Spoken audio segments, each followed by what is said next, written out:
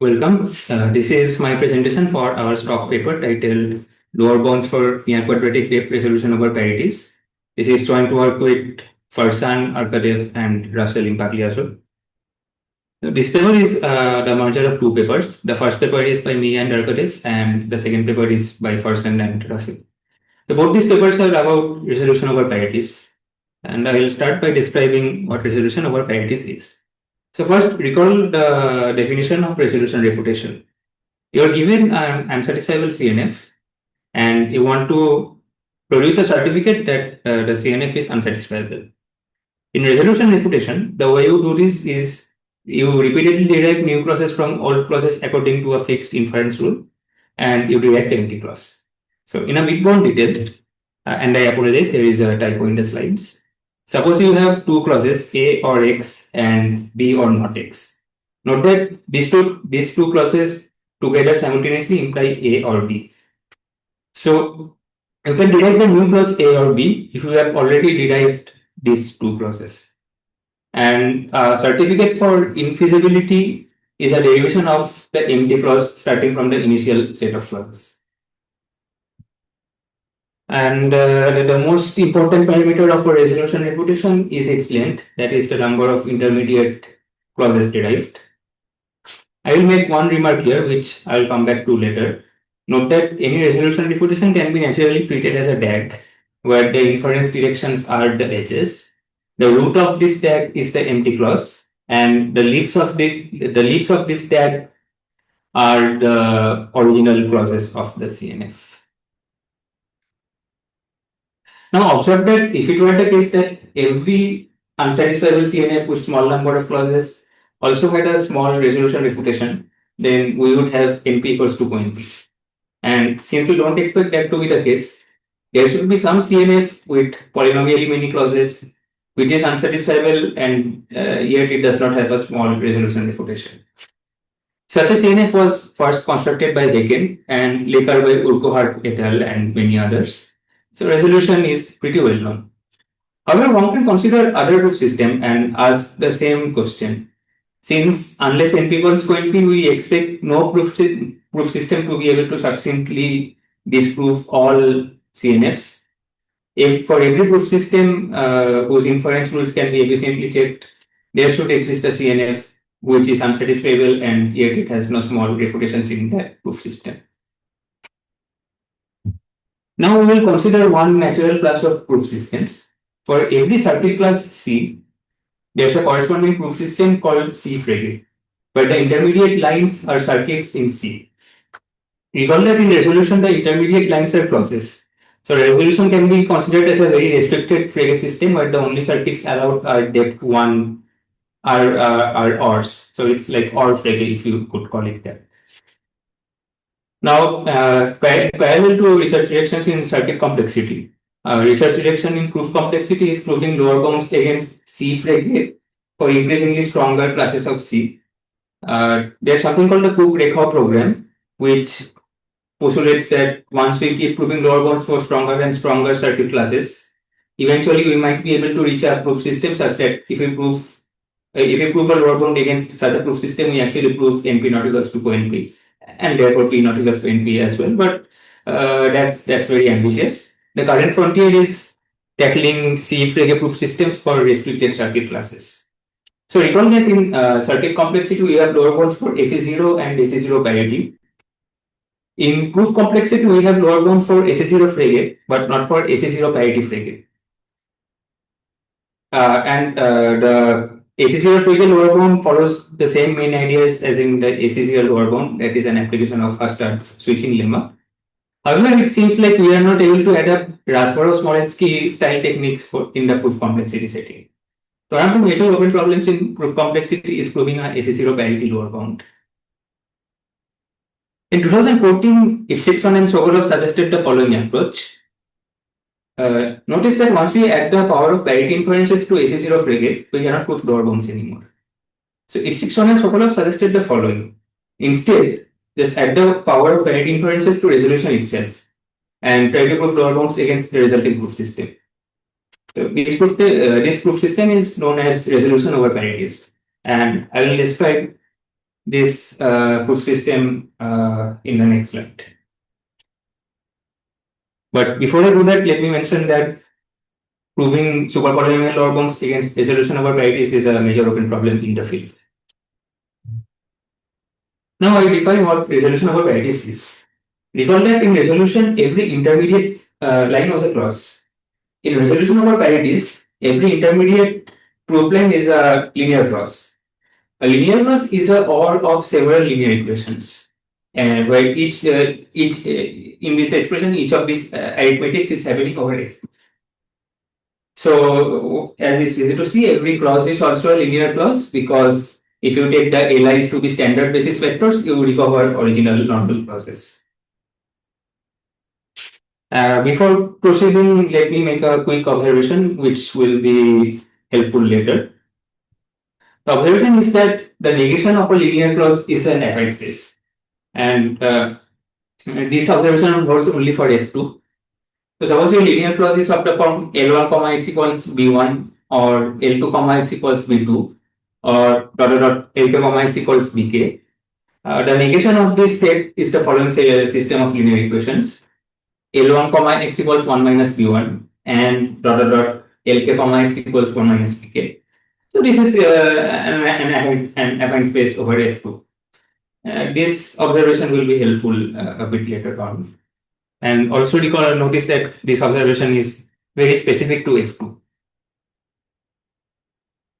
Now let me define the inference rules of Breslin.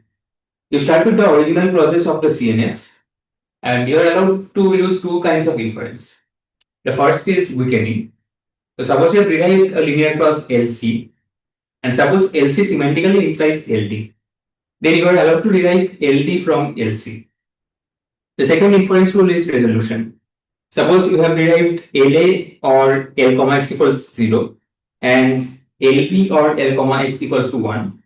Now you can resolve the L comma x linear form and derive LA or LB. One thing we need to check is that this is a computationally efficient proof system. Otherwise, it could even be possible that this proof system has no lower bounds without breaking any complexity theoretic assumptions. But it is easy to see that the inference rules can indeed be checked efficiently. Resolution is trivial to check. For weakening, note that LC implies LD is the same as saying negation of LD contained in negation of LC. And as we observed in the previous slide, the negation of any linear clause is an affine space. So checking this is the same as checking whether one affine space is contained within another, which is easy to check. So this is a proof system where the inference rules can indeed be efficiently verified. And one more remark: unlike resolution, where adding the weakening does not give you any power, in resolution over parities, you can get much more expressiveness by using the weakening inference rule. In fact, if you don't use weakening, you end up with normal resolution itself. So, what's the relative power between resolution over parities and resolution? It's clear that resolution over parities is stronger than resolution, and in fact, it's also strictly stronger. So, in the next two slides, I'll show how resolution over parities can be used to certify that any unsatisfiable system of linear equations over F2 is indeed unsatisfiable. And we know of such systems for which resolution requires exponential size to refute. So, for example, citing contradiction over an expander. So, resolution over parities is a strictly stronger proof system than resolution. Let me explain how. So, consider a setting where the CNF is the CNF encoding of a system of unsatisfiable linear equations. Moreover, suppose each of these linear equations is sparse, because otherwise the CNF encoding itself will contain too many clauses. There exist such systems of unsatisfiable equations which resolution requires exponential size to refute. But we show that resolution over parities can refute any such system efficiently. So I will give a brief description how resolution over parities can do that. So here's the first step. Given the CNF encoding of a linear equation L comma x equals to b, one can derive the linear equation as a separate linear clause. And it's not mentioned in this slide, it's mentioned in the other next slide. But for the CNF encoding to be succinct, one needs that L is sparse. But if L is sparse, the translation from the CNF encoding to the linear clause is also efficient. I will show this for a particular case with two variables, and the viewer can easily generalize this to more variables. So suppose we have the CNF encoding of A plus B equals to 0, which means the following two clauses, A or not B and not A or B. I will describe how to derive A plus B equals 0 from these two clauses. So from A or not B, derive A plus B equals 0 or A equals 1 by weakening. The viewer can check that this is a valid weakening. And from not A or B, derive A plus B equals 0 or A equals to 0 using weakening. And again, it's easy to check this is a valid weakening. Now resolve the linear form A and you're left with A plus B equals 0. This step shows that given the CNF encoding of a linear form, we can derive that linear equation efficiently in resolution over parities. The second construction we need is that using resolution over parities, one can add two linear equations. Suppose we have derived L1, x equals B1 and L2, x equals B2. Now, from the first equation, one can weaken it to get L1 plus L2, x equals B1 plus B2 or L2, x equals 1 minus B2. And again, the reader can easily verify that this is valid. From the second equation, we do a trivial weakening and we derive L1 plus L2, x equals B1 plus B2 or L2, x equals B2. And now we resolve the linear from L2, x and we obtain L1 plus L2, x equals B1 plus B2. Okay, so this is the remark I was talking about earlier. For the CNF encoding to be succinct, we need the linear equations to be sparse. But like you said before, we know of sparse systems of unsatisfiable equations for which resolution requires exponential size to refute. Take any such system. Now translate from the CNF encoding to the linear clause encoding. We get each of these linear clauses in its original form in resolution over parities. If this system is unsatisfiable, there's a subset of these equations that you can add up so that you get 0 on the left hand side and 1 on the right hand side. And as we showed in the previous example, one can easily add up two equations in Breslin, and that helps us to allow the empty clause that is 0 equals to 1. So this example shows that resolution over parity can be significantly stronger than resolution, and therefore proving lower bounds against resolution over parities is a hard open challenge. Now I will mention some other properties of a racing refutation. So like I said, any resolution refutation can be naturally interpreted as a DAG with inference edges pointing upwards. The same holds for resolution over parity refutations. And here each node is labeled with a linear cross, denoting the linear cross that was derived at that node. The root corresponds to the empty cross and the leaves correspond to the original process of the given CNF.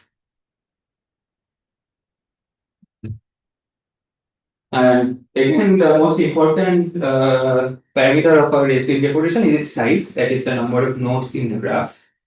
One can also consider its depth, that is the longest path from the root to one of the vertices. The analogs of both these parameters in resolution have been widely studied, and the paper essentially concerns the relationship between these two parameters in a race parity refutation.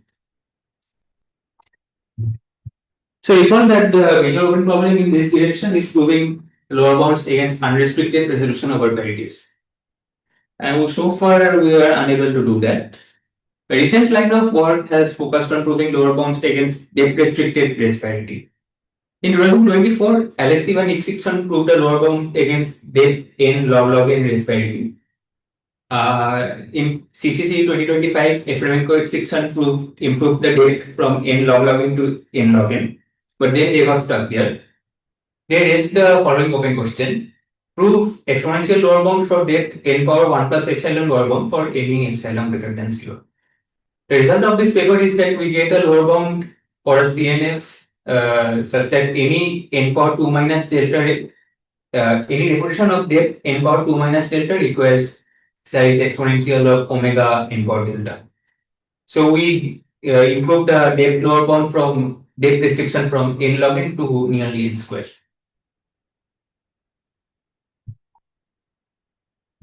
And in fact, the second paper obtains a CNF with a linear number of crosses. So the depth restriction is not only supercritical in the number of variables, it's also supercritical in the number of crosses. Let me summarize the results of both of the papers. In Bhattacharya Chattopadhyay, we define a notion of hardness for a CNF that we call PQDT hard. We show that if you take a PQDT hard CNF and you lift it with order log n size inner product gadget, you get a CNF for which any size S Destin reputation requires depth omega PQ by log S.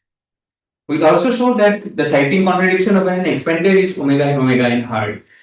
So lifting it by an inner product gadget, one gets a CNF for which any near quadratic depth Destin reputation requires exponential size.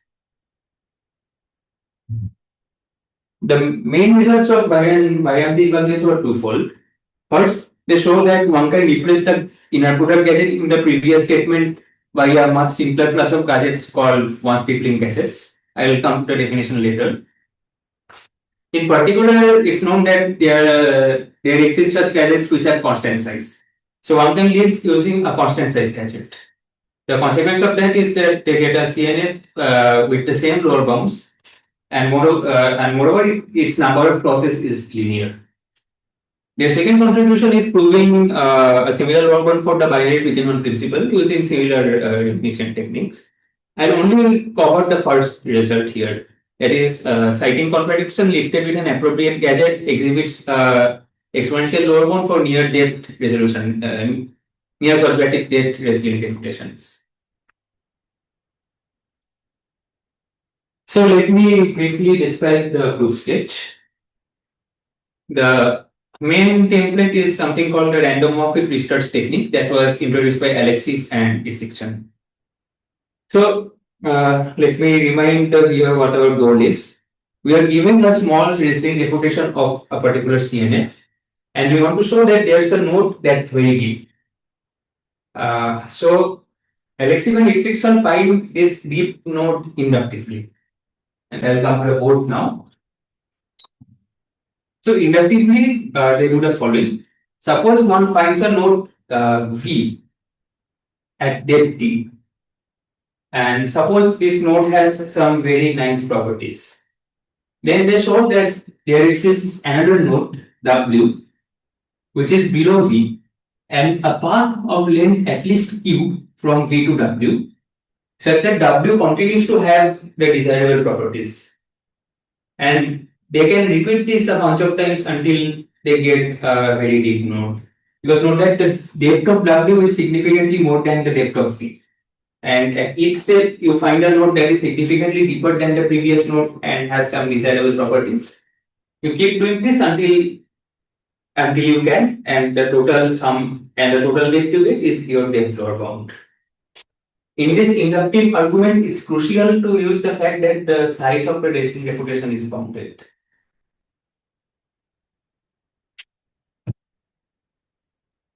So let's go through a stage of this inductive argument. So roughly speaking, the inductive argument looks like this.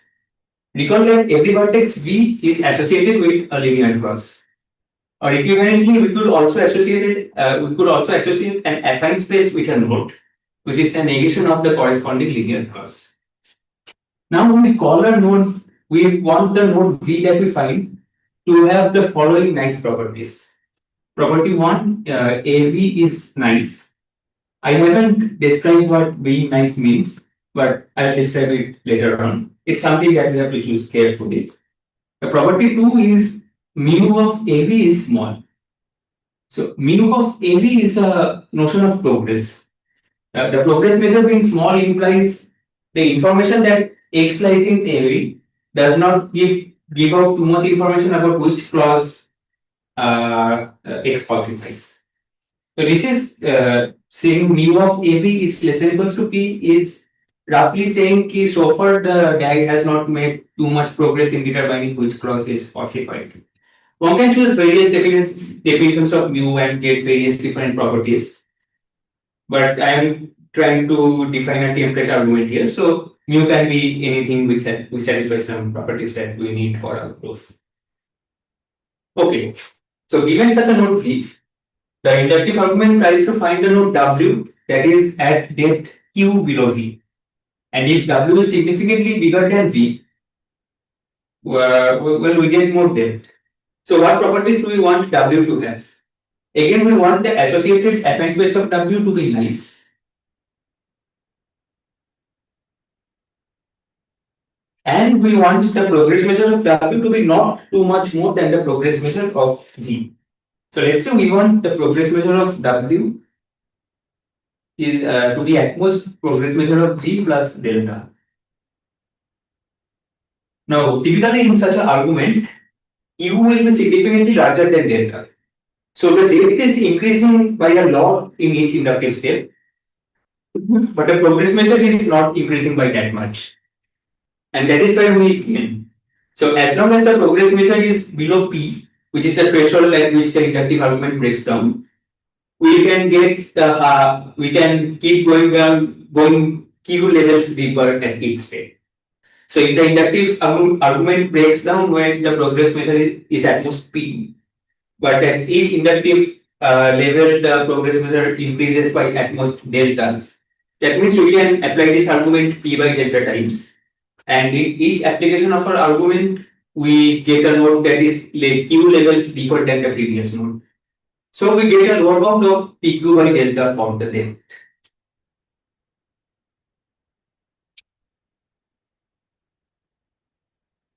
So let me try to briefly sketch a template argument for how we get W from V. Now recall the properties of V. We had that AV is nice. I haven't defined what nice is because this particular definition can vary from paper to paper, and this is just a template argument. But let's say it has some nice properties, whatever that is. And the progress measure at V is bounded above by V. Now, typically, what one does is we generate a distribution over paths of length Q starting from V. So, depending on the affine space V, we describe a distribution of paths of length Q from V. This distribution would have the following properties. The first property is what we call preserving niceness. So if one randomly samples a path from V and follows it for Q steps, suppose one ends up at V prime, then we want that the probability at least we have this probability at least gamma. The associated affine space A V prime is nice. This is the first property that we want. The second property that we want is a bottleneck argument. So we want the following. Consider any target node V prime. And suppose the progress measure of V prime is significantly more than the progress measure of V. Then we want that the probability of reaching V prime when one starts the node, when one starts the random walk from V, is exponentially small in the difference between their progress measures. So what this says is, if we reach a node with very high probability, the progress measure at that node is not much higher than the progress measure of starting. So you want these two properties. And again, I am not specifying what nice means or what mu means here because these things vary from argument to argument. Now, suppose we have a set of suppose we have a random walk satisfying this property. Then what do we do? So we know that each random walk has length q with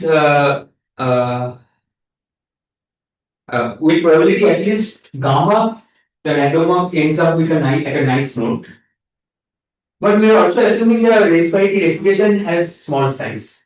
So let's say there are at most S nodes in total. That means there is one nice node at which the random walk lands with probability at least gamma by s. But the bottleneck counting argument now ensures that the progress measure at this node cannot be more than order log s by gamma compared to the original starting node. Because if it was more, if the progress measure at this node increases by more than that, then the probability of going to this reaching this node is at most gamma by s. And we just note that this particular node, if you take this particular node to be W, this satisfies all our properties. It's nice because you recall that we said that a nice node has probability at least gamma by s. The bottleneck counting argument therefore ensures that its progress measure does not increase by too much. And it's at depth q from the previous node because each of these parts that we sampled has depth q. So this is how we do it. And then what we and the tension here is we get this distribution of paths from the fact that AB is nice and the progress measure at AB is small. But the tension here is that as you grow Q, you want the endpoints to be nice as well. So you need to choose the distribution of nice carefully, such that if you start from a nice node, you end up with a nice node with high probability. But the nice node should also not give away too much information about where the falsified clauses are located.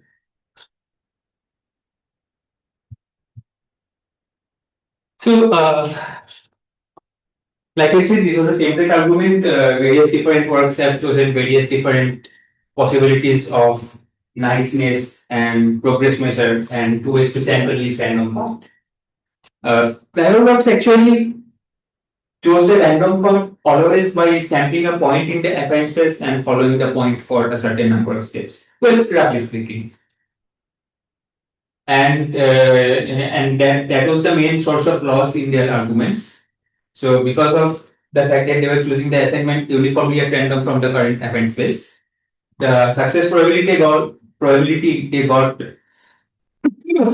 the target node to be nice, that is gamma in the previous slide, was exponentially small. So they did get a supercritical lower bound on the depth, but it was not too much. The main contribution of this paper is designing this distribution carefully so that we get a success probability of constant instead of exponentially small. And one also has to choose the progress measure mu and the definition of niceness carefully. And once we do that perfectly, we get a much improved quadratic depth lower bound. So let me try to quickly summarize our proof. So, like I said, we have to specify two things. The first thing is what does it mean? What does it mean for a affine space to be nice? And the second thing is how we define the progress measure at an affine space. Now, intuitively saying, when we understand affine space is nice if the information that if we understand if the affine space is nice, then if you understand an affine space A is nice, then it should be the case that the information X lies in A gives us very little information about which clauses of the CNF X falsifies. This is our way of saying at this affine space, the wrestling revolution has not made progress in locating the falsified clause. So, how do we define this? Now we import some machinery from previous work. There was a work by EGI, a Flamenco-Garlic section in STOC 2024, which proves lower bounds against regular resolution. They made some combinatorial observations about affine spaces over block structures, which we import. So recall that we are working in the lifted space. So the variables are naturally divided into n blocks, where each block has size b. EGI observed the following. Given any affine space, one can uniquely specify a set of blocks. Let's say this is our original set of blocks. Now, given any affine space, one can specify a unique set of blocks satisfying certain nice properties. They call this the closure of A. Now, intuitively, what it means is consider the set of linear equations defining this affine space. One can think of it the following in the following manner. This set of equations concentrates only inside the closure of A. Outside the closure of A, they are free. And one way to formally say, closure has some other nice properties that we're not mentioning here. But one way to say this is the following. So one can rewrite the set of linear equations defining A in such a manner that either every equation is completely contained within the support, or there's a way to do one can or for the equations that are not supported in the closure, one can write them in such a basis and choose a pivot in such a way that each pivot lies in a distinct block. And maybe the technical details will be too involved to describe properly in a 30-minute talk. But intuitively, what the viewer should think about is in the following manner. If the adversary is at a affine space A, then one can pretend as if the closure of A has been revealed to the adversary, but the remaining blocks are free. So adversary potentially only has information about the assignment of the given input to the closure variables, and it's as if the adversary is like a normal bit query adversary who has queried closure of A and has not queried anything. And we are very conservative here. It might be that even within closure of A, the adversary hasn't queried much. But in the analysis, we pretend to be very conservative, and as soon as the closure increases, we pretend as if all bits of the closure have been revealed to the attacker. This sentence might not make sense for those who are not familiar with this literature, but in the remaining 5 minutes, I'll try to give a brief proof sketch without going too much into the details of closure. Okay, now a key observation in this paper is an observation by me, Alkadev, and Modak and Pavel, and that's the following. So suppose you have an affine space, and suppose your lifting gadget is one stack length. The definition of one stack length is the following. Given any index I and any target bit B, there's a way to fix the assignments, fix an assignment to the variables not equal to I, so that the value of the gadget gets fixed to the target bit C. Okay, so it's easy to construct one stippling gadgets. There are constant size one stippling gadgets. And the observation we made in BCD 24 was the following. Suppose there's an affine space and there's a target unlifted assignment. Now, suppose someone gives you a point in this affine space, such that if you evaluate the point at the closure variables, they agree with the target unlifted point set. So on the closure, the given point agrees with the target point. Then there exists another point in this affine space, which is an extension of the given closure assignment, and which evaluates to the target assignment Z after applying the gadget. So the formal statement is here on the slide. Effectively, what we want to say is, given any partial closure assignment which can be extended, we can extend it according to any target assignment that we want, as long as it's consistent with the original closure assignment. And this is a way of formalizing the equation that just the information X in A does not give the adversary any information about the gadget, about the coordinates outside the closure.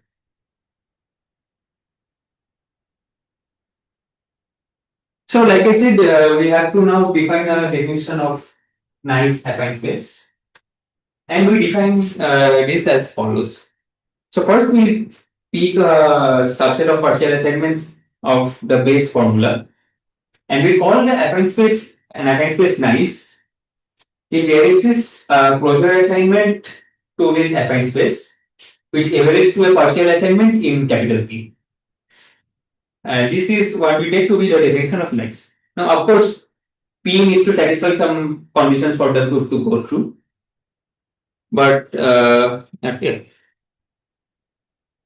So for the proof to go to the set of partial elements for the base CNF that we choose needs to go through some special properties. Well, I'm running out of time, but